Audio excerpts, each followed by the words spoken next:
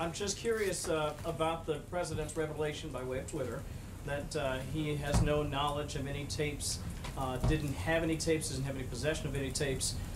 What can you tell the American people about why he decided to sort of make the inference, at least at some point, that maybe there would be tapes?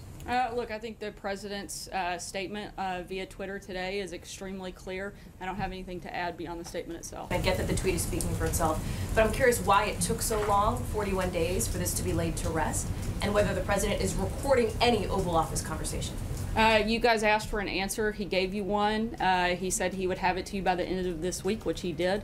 And beyond timing of that, I can't really speak anything further. And on the Oval Office recordings? I'm not aware of anything. I think his statement here is pretty clear. So, sir, what was the president doing with this? I mean, he let it go on for 41 days, is how he referred to.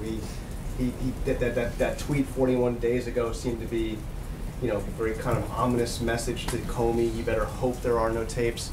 And he was asked repeatedly during the intervening weeks whether or not the tapes existed. You were asked many times. Sean was asked. Why the game? What was he doing? I don't know there was a game. Again, he's answered the question. He gave a timeline in the frame that which he would, and he did that. He said by the end of this week, and he's done that.